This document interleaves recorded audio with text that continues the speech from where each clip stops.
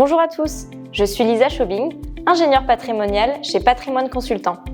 Et aujourd'hui, nous allons décrypter ensemble la déclaration fiscale 2026 portant sur vos revenus de l'année 2025.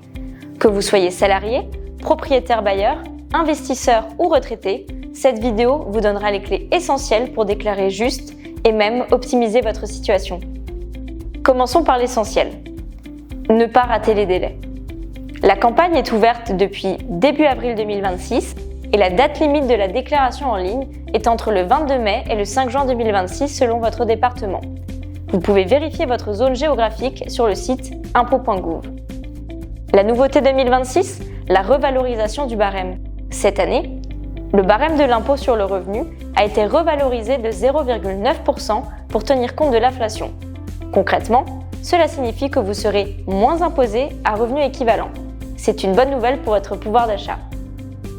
La déclaration d'impôt sur le revenu est une obligation annuelle pour la quasi-totalité des foyers fiscaux français. Elle porte sur tous les revenus perçus en 2025 et permet à l'administration de calculer votre impôt définitif en tenant compte du prélèvement à la source déjà effectué tout au long de l'année. Pour les traitements et salaires, bonne nouvelle, pour la grande majorité d'entre vous, ces montants sont pré-remplis grâce aux données transmises par votre employeur via le prélèvement à la source. Mais attention, ne vous contentez pas de valider sans vérifier. Par défaut, l'administration applique un abattement forfaitaire de 10% sur vos salaires bruts pour couvrir vos frais professionnels. Si vous avez engagé des frais importants, long trajet domicile-travail, repas professionnels, matériel spécifique, il peut être plus avantageux d'opter pour les frais réels. Cette option nécessite de conserver tous vos justificatifs pendant au moins 3 ans. Pour les revenus fonciers, c'est-à-dire les loyers perçus dans le cadre d'une location nue, il y a 2 régimes. Le régime microfoncier, dont les recettes sont inférieures à 15 000 € par an, un abattement automatique de 30% s'applique, tout est pré-rempli. Pour le régime réel, vous devez reporter l'ensemble de vos charges déductibles, intérêts d'emprunt, travaux, charges de copropriété, taxes foncières et assurance P&O.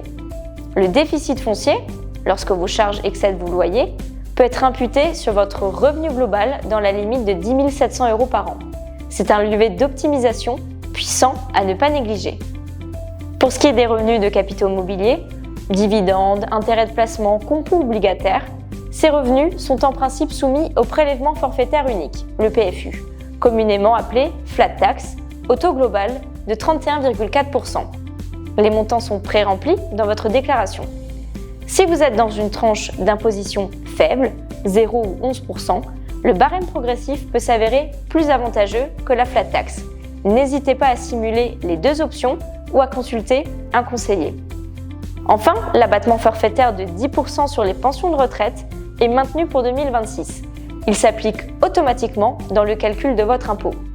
Réduire son impôt, c'est possible et tout à fait légal.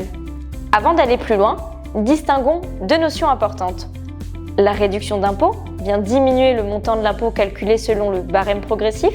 Si elle dépasse votre impôt dû, la différence est en principe perdue, sauf exception. Le crédit d'impôt est encore plus avantageux. Il s'impute sur votre impôt total, barème progressif et impôt forfaitaire, et si son montant dépasse votre impôt, le surplus vous est remboursé par l'État.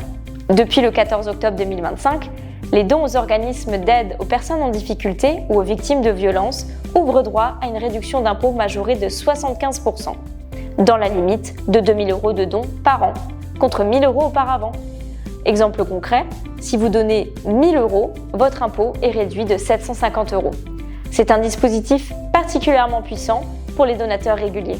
À noter également, les dons pour la restauration du château de Chambord en 2026 bénéficient d'une réduction similaire dans la limite de 1 000 € de dons.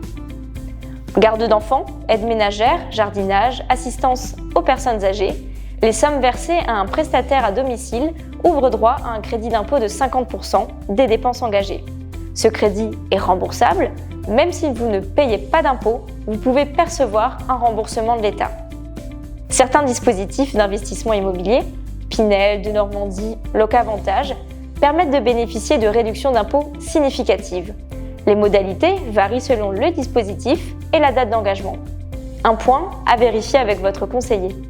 Introduit en 2019, le prélèvement à la source permet un paiement mensuel ou trimestriel de l'impôt calculé sur la base de vos revenus antérieurs. C'est pratique, mais ce n'est pas toujours exact.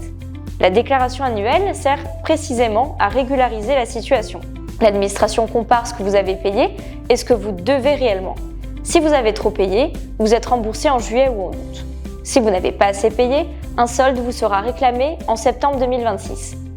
En cas de changement de situation en cours d'année, mariage, naissance, divorce, variation importante de revenus, pensez à modifier votre taux de prélèvement directement sur le site impôts.gouv. Cela vous évitera une mauvaise surprise en fin d'année. Voilà, vous avez maintenant une vue claire et complète des points essentiels pour la déclaration 2026.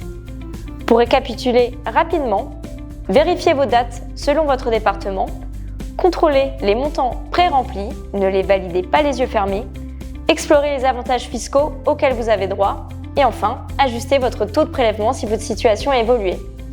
Si vous avez des revenus atypiques, une situation patrimoniale complexe ou simplement l'envie d'optimiser votre fiscalité pour les années à venir, n'hésitez pas à contacter notre équipe. Merci d'avoir regardé cette vidéo. Suivez-nous sur nos réseaux pour ne rien manquer de nos prochains contenus. À très bientôt!